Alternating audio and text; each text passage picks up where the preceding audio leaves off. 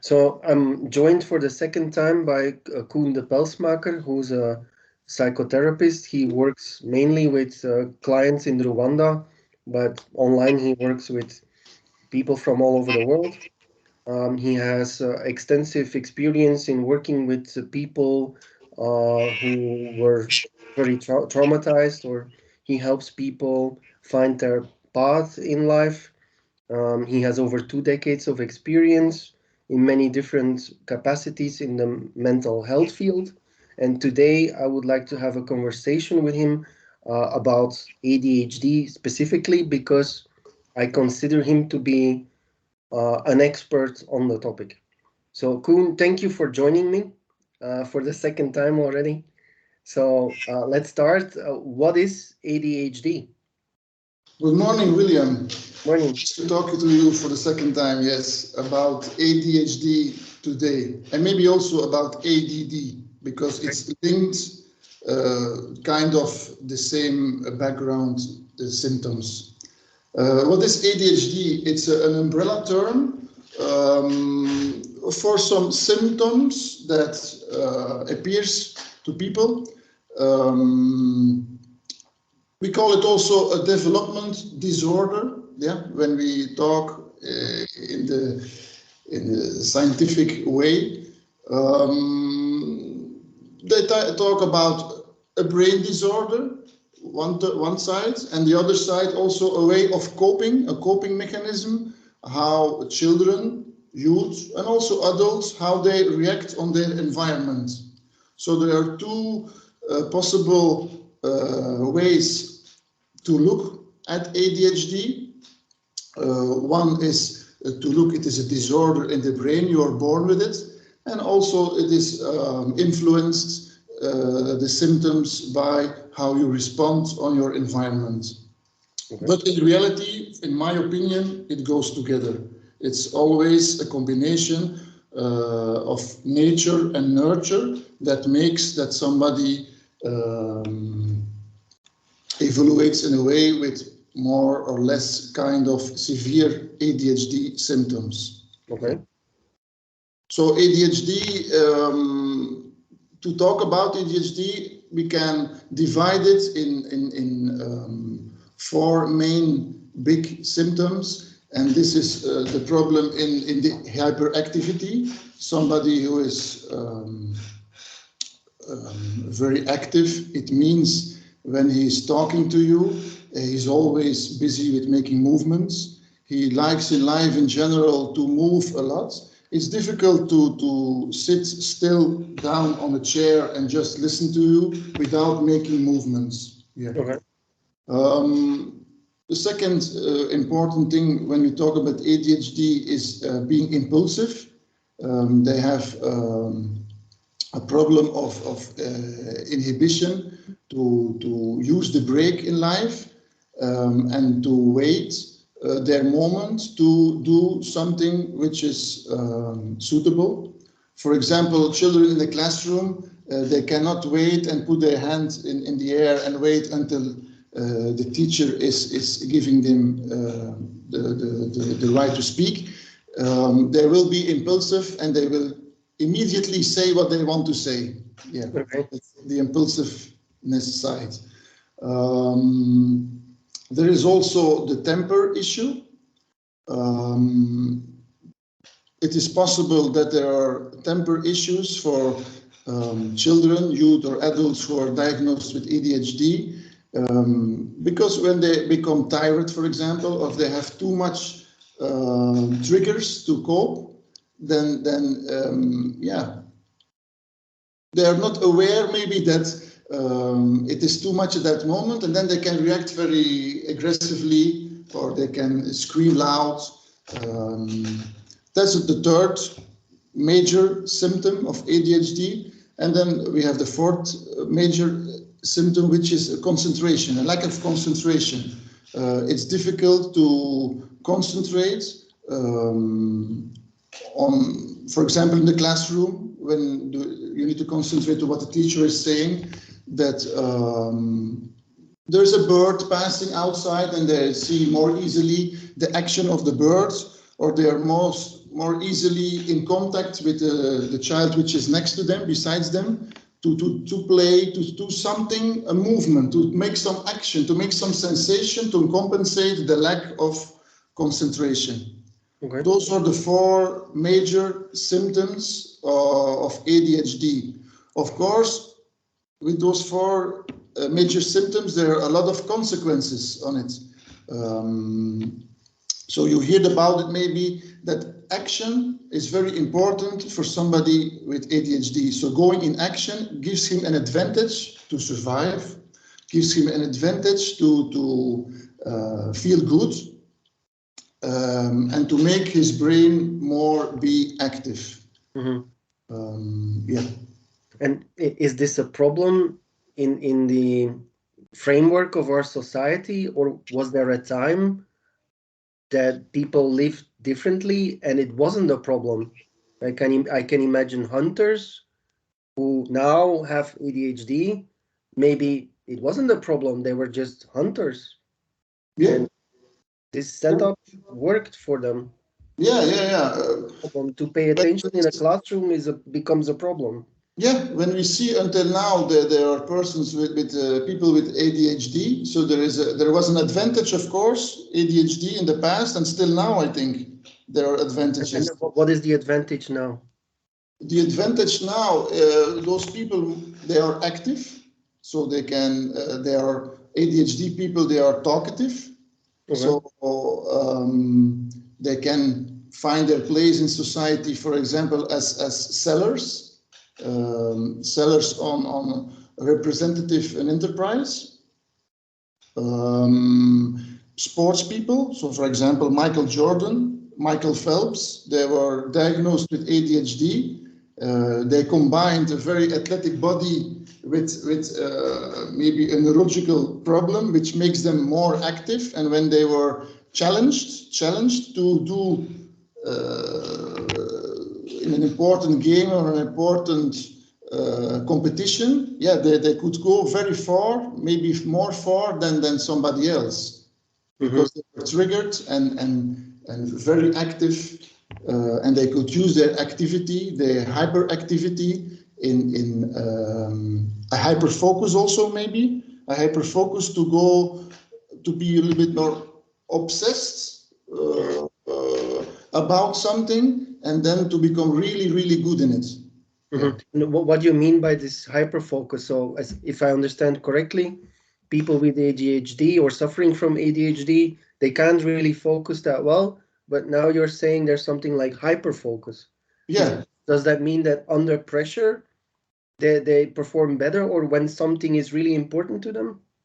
Yeah. So in general, we need to understand, in scientific terms, that they say ADHD people, they have a lack of dopamine, and dopamine is responsible for the action, and also it's important for the action. And when you don't have enough possibility to concentrate, automatically the body is using movements to concentrate. Yeah, that's the natural status of somebody with ADHD. But when he is interested in somebody that is really in his nature, that really he likes so much, then he can be going to a modus of hyper attention, hyper focus, and then he is able to cope more, to learn more than when he is not interested in something that he don't like. But when we go to school, when we are in the job, we have much things that we don't like, and we need to concentrate, and then problems start. When ADHD children, youth, adults can do what they want in a way, then the problem is less there. There are less symptoms. Yeah. But in life, it's not possible most of the times to live only the things that are nurturing yourself. But in a way, it means that people with ADHD, they are meant to live or obligated to live from their nature what they like. So with clients with ADHD, it's important to ask them, what is your passion? What do you like to do daily?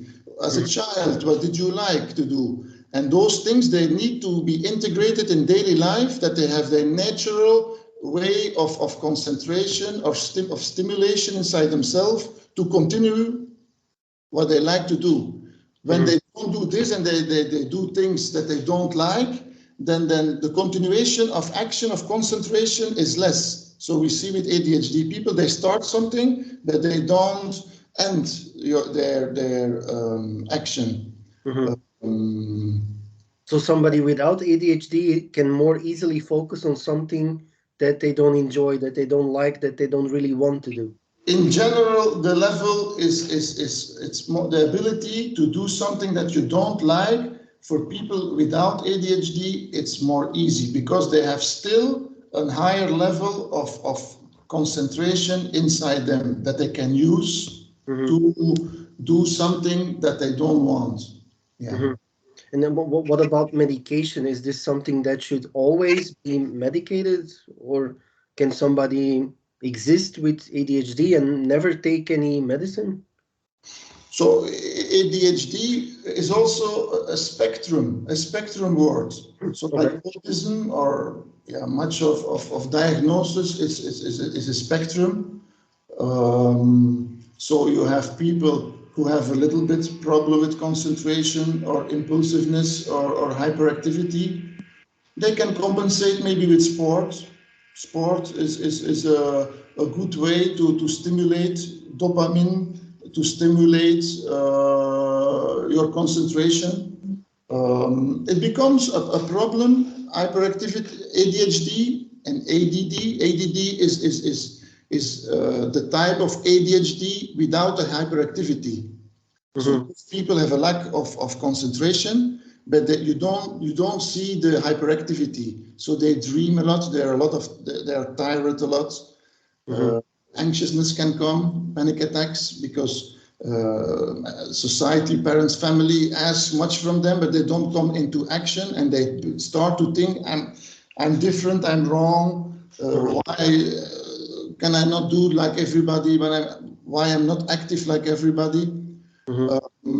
So at the moment that in school there are problems to fulfill your full potential as ADD person or ADHD, it can be when you have not the learnable ability, the ability to concentrate enough that you don't take enough information inside yourself to learn the things that you need to learn. Then medication can be helpful, that the child, a young boy, can concentrate to learn what he needs to learn.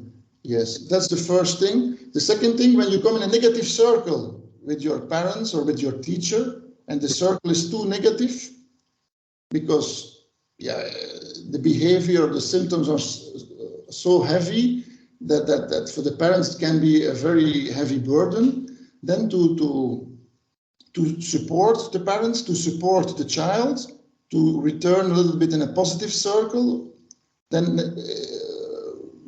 medication can also be good.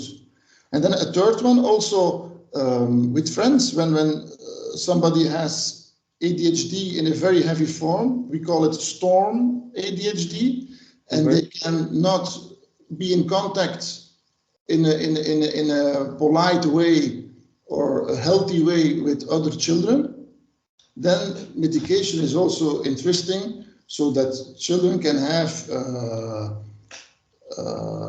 more easy, more happy contact with other children. Yeah. And then what exactly does this medication do? Well, most of the first medication that doctors prescribe is Ritalin. Is it the same name?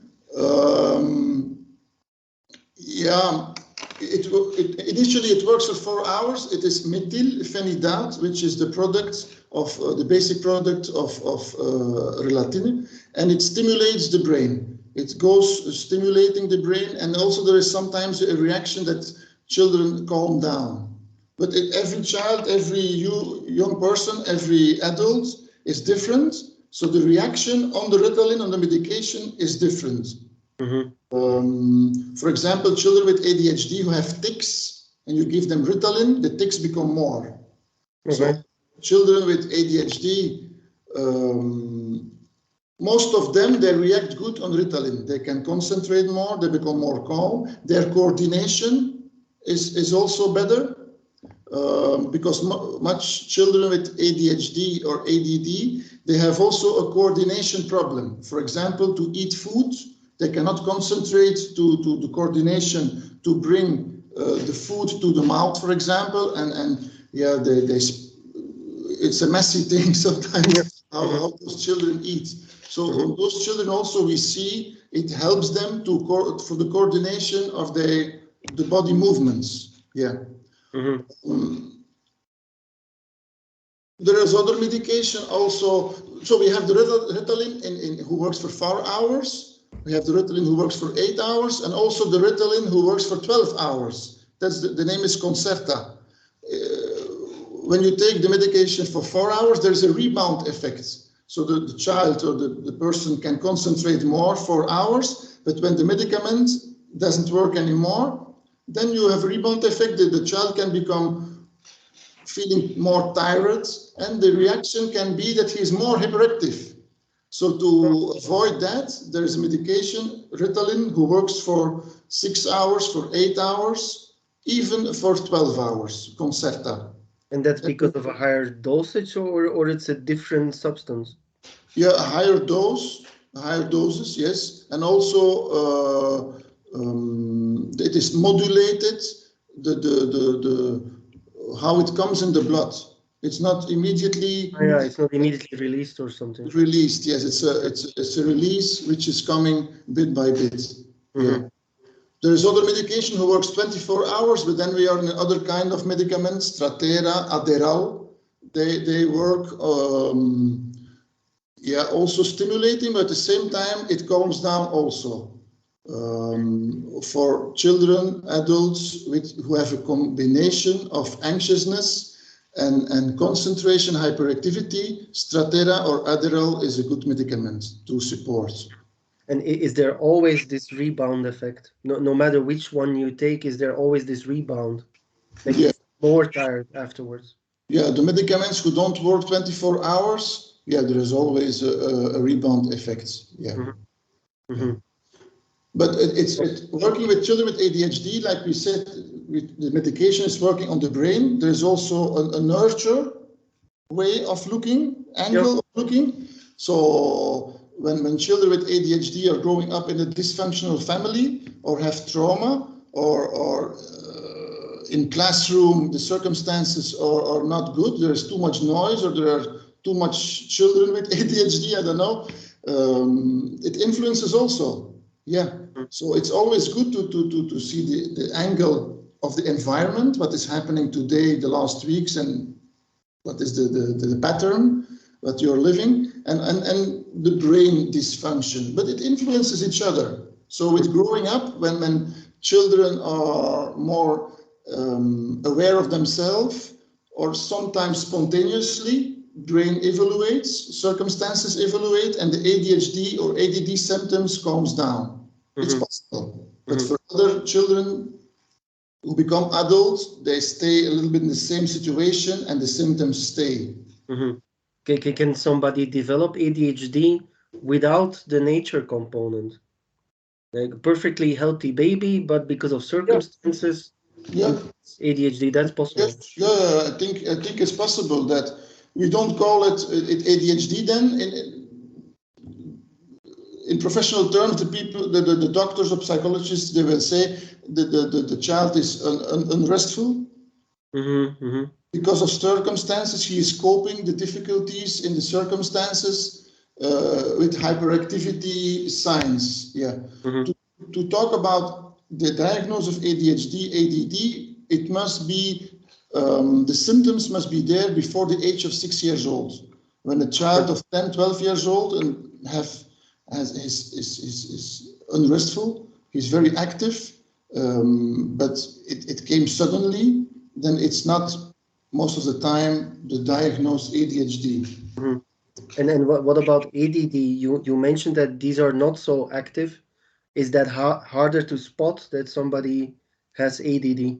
Yeah, it's harder to spot, and gradually it's relatively it is most seen with girls, ADD, and ADHD more with boys. Okay. So children who have not too much energy, they are not stimulated by themselves, they can consider to be lazy, and then teachers, society, parents, they can think that the child is just lazy. Yeah, he doesn't want to challenge itself or going into challenges, and then yeah, depression can come for ADD children or youth or even adults which are not diagnosed before with ADD. So they are dreamers, and they don't you don't remark them very easily. They are very silent. But you have also in between ADD, ADHD. It's always a spectrum. So you have forms in between also ADD with a little bit hyperactivity, with less hyperactivity, with nothing hyperactivity. Yeah. But when somebody is wondering as an adult, like maybe I have ADHD or ADD, well, what could be some indications that that person could think, yeah, maybe I have this? For me, I ask the client always, when you look television, do you move with your legs? Oh. Yeah, ADD, ADHD people, when they concentrate on television, you can see that they move their legs. And moving of the legs is a movement to influence the brain to be concentrated, to be stimulated. So they are giving themselves some sort of impulses to push themselves to focus? Yeah. Also, when people are talking and they do like this or like that and they move a lot, yeah, you can see that they are stimulating themselves to talk, to continue the conversation, to continue the concentration. And when these same people take medication, that aspect goes away. They stop moving their legs, or? Yeah. When the medication is at a level, it's in the measurement must be. Well, it's clinically you can see. For example, they take 10 milligram Relatin. For some people, you see already something is changing. The concentration, they become more calm. Yeah, it depends on the weight, on the constitution, the metabolism of somebody, how you cope with a dose of Relatin or another medicament, and you can see the changements. Yeah. Which kind of children are most at risk to develop this? Like, what exactly has to happen in the environment, in the family, to put a child at risk? Sometimes it's just nature. They're born like that. It's the parents, grandparents, somebody from the family has already ADHD or ADD, and then it's appearing into a child with nature. Yeah. A child can be already be very active, I think, in the belly of the mother. When it is born, it can scream maybe a lot. It can move very fast. They ask a lot, ADHD children, when they grow up, when they are 2, 3, 4 years old. Yeah. And sometimes it's a combination also with autism. So many children, adults with autism have the combination with ADHD. Okay, and then why is that? I think nobody knows it. It's a combination. It's also This combination is always there, or no, it's not always there. No, but you see it often that the combination autism ADHD is there. Yeah. And what if you're a parent and you start suspecting that maybe your child it has ADHD? What are some steps that parent could take? Oh, at this moment with internet, sometimes internet gives false information, but when you put in ADHD, you will have always the most important signs. And when you recognize this in your child, and you can talk with the teacher in school, or I think, yeah, this is because the teacher is neutral most of the time, and he can see the symptoms. And when you both have the same impression, clinical observation, yeah, and go to a center where they test children. Psychologists, they do tests, or centers for the development of children, they do tests. Yeah, but the clinical observation is more important than the tests. Okay. Yeah. So actually watching the behavior of the child, you mean? Yeah. And also it's always testing then, and you can try without medication, to give enough structure to somebody, to have less triggers. Okay. Yeah, to see if there is a component in the family, for example, a relationship problem between father and mother that has a consequence on the child. It's good to talk also about this. In what kind of environment is a child growing up? Yeah. And are there sorry, are there some dangerous ideas circulating on the internet about ADHD? Don't know, but it's good also to take your time to analyze the symptoms and not saying too fast it's ADHD when a child reacts on his environment. Okay. Yeah, can be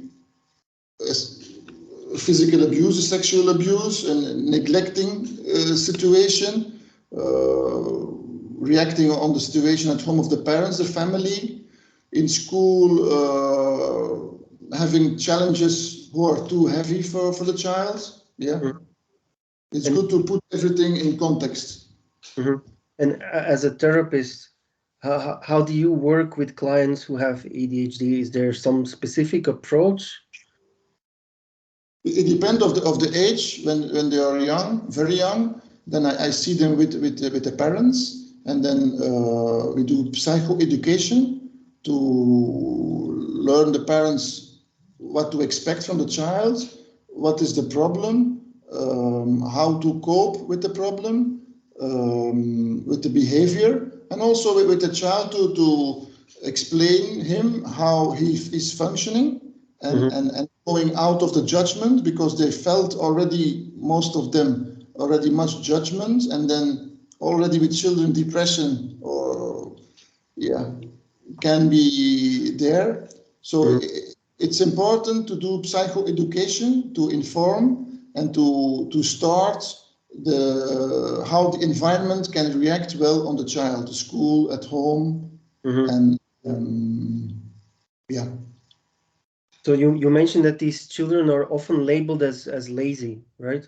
So it's ADHD, and ADHD also can also be that they don't like, they are procrastinating, most of the ADHDers and ADDers.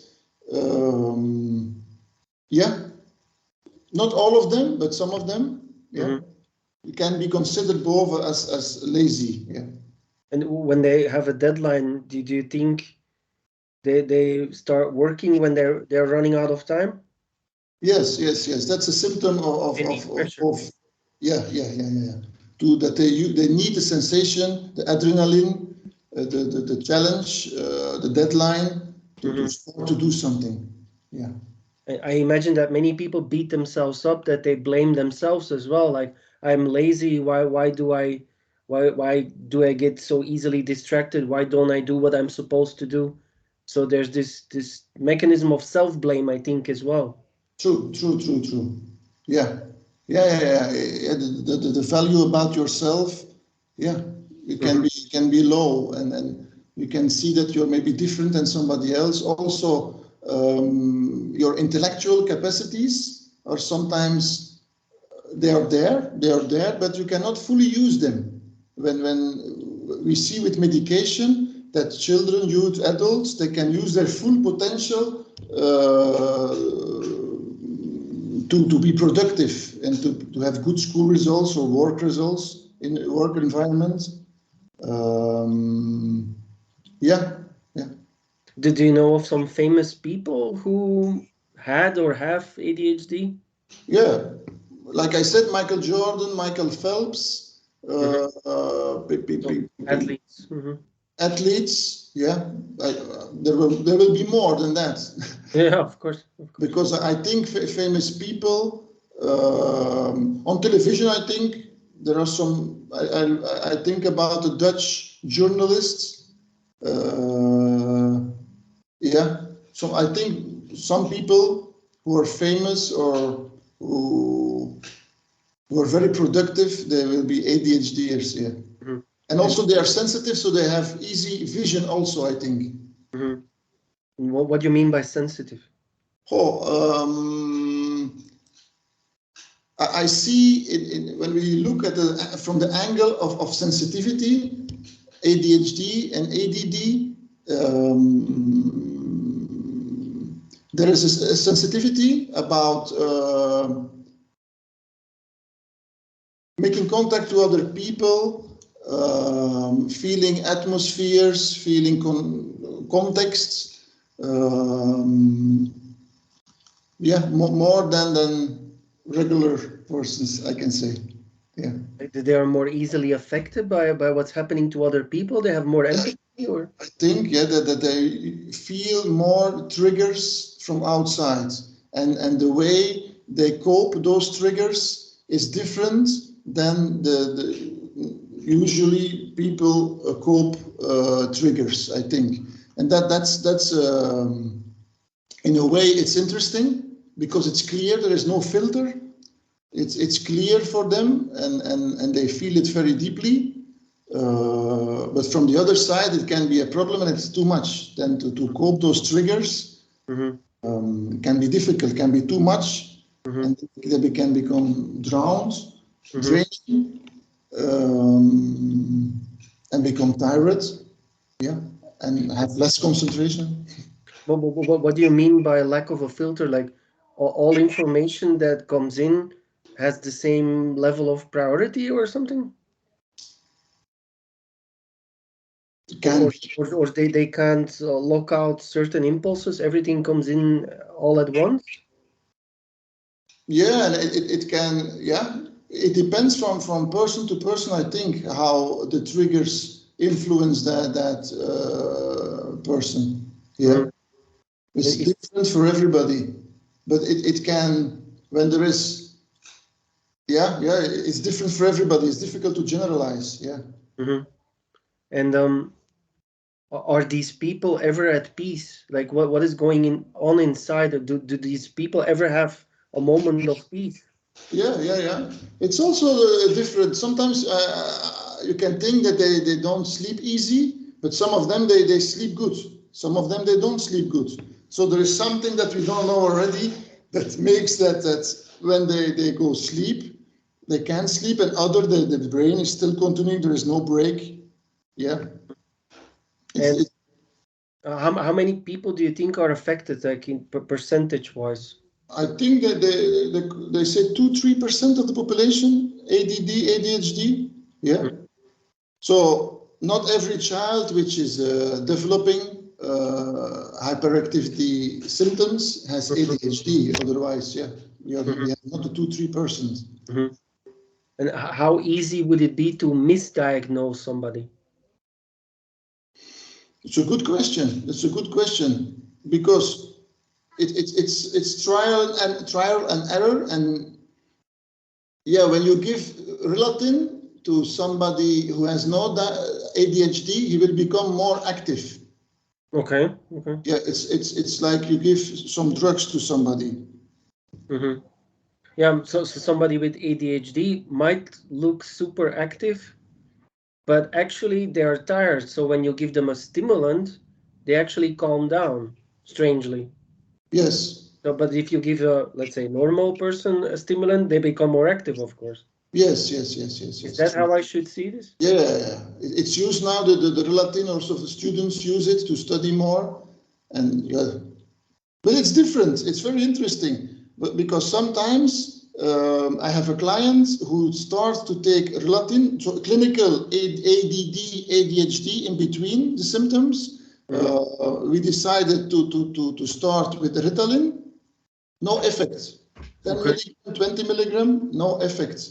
And then she started to use the Concerta. It's 12 hours, the medicament with the same methylphenidate, the same substance, and it worked. She could concentrate.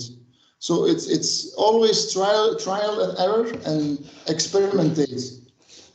But with a lot of knowledge about ADHD. So going to experimentate with drugs, with medication, when you have no professional who helps you, who guides you, I think it's not a good idea. And then when I think of a stimulant, I think of caffeine, which is very readily available. Do you think somebody with ADHD might have the impulse to drink a lot of caffeine because it helps them? Yes. Some of them, they drink all day caffeine, but they have always the going up, down. Yeah, and I see the people who drink caffeine, they become, in fact, more agitated most of the time. It's not calming down. With the medication, for example, they calm down, they can concentrate more, and it's more stable time. With the coffee, it's 15 minutes, 20 minutes like this, and then down, and then maybe also when it works, it's the same thing. When it works for somebody, it works, no problem, and it helps. And you mentioned sports. Sports seem to help them. Yeah. When they can go into the action, because some ADHD people, they have no stimulation from themselves, and yeah, it's difficult to come into action. And when they are a little bit more bigger, for example, people with ADD, they need stimulation, external stimulation, music maybe, or a structure, a program. But in fact, it can help, that the endorphins and maybe other kind of neurotransmitters who influence the brain in that way that you can concentrate more and be active more. Are there some, you've already mentioned some, but are there some advantages to having ADHD or ADD? I think, like I said, in certain positions in society, it can help, Like salesman, you said. Salesman, I think for people who talk a lot, who need to convince other people, maybe some creativity also. Maybe there are some painters, singers. I think it's also important. The people who are sensitive for creativity, lots of them, they are high sensitive, and then you can also diagnose them. But I'm very careful with diagnosis. So with ADD, ADHD, but high sensitivity is the umbrella term maybe for them also. Okay. You also mentioned journalists. Like in the world of journalism, something is always happening. There are always fast deadlines, pressure. Fast sensations, must be quick. Finding a deadline, finding a hooker. A hooker to trigger people very easy. So sensation is very much in journalism, I think. Maybe trading, like the stock market. Also, I think also, yeah. And what would be some professions that you would not advise to somebody with ADHD? I think when you go in detail, in general, maybe accountants doesn't sound that great for somebody. High tech. Administration. Yeah. Well, it can be possible. Everything is possible, I think. It's difficult to generalize, but they need a lot of ADHD people, changement of environment, changement of challenges. So, yeah. But it's all also it's important to be aware of themselves, I think, in what level they have it and what they can do to help themselves. Yeah. Coffee, cold showers, chocolate, sport, meditation. It can influence all. I think it's always searching, experimental, and doing an experiment with yourself. Okay. What is Very interesting. Very interesting, Koen. I've learned a lot. Okay. We clearly know a lot about this. Yeah. I think I have 25 years experience with children, youth, adults with ADHD. So I saw a lot of them.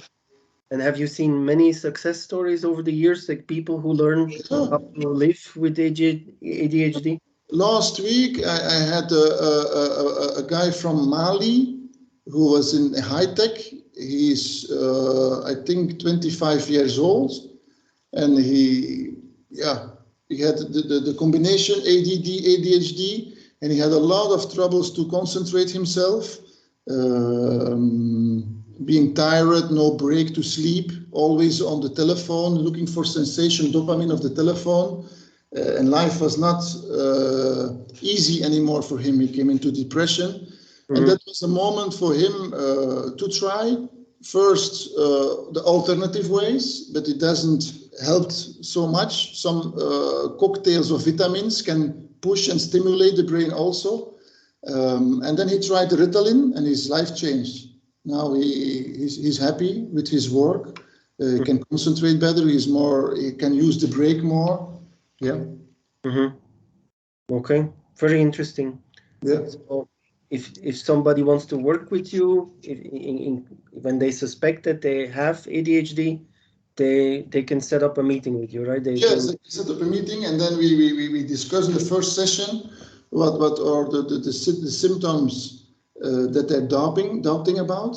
And then we can see if it is reacting on a certain situation, reacting on a trauma, for example, or is it really a disorder which came with birth and which they have already all their life. Okay, excellent, Koen. Thank you very much for making time for me. Yes, you too, to talk and to be able to explain this to the people. I appreciate it a lot, and this won't be the last time we will talk, I think. Yes. We can talk about other subjects also. Okay. It's good these days to inform people about mental health and everything what exists and go deeper in it to help people. I agree 100%. Thank you, Koen. Have a great day. See you next time. Have a nice day. Bye.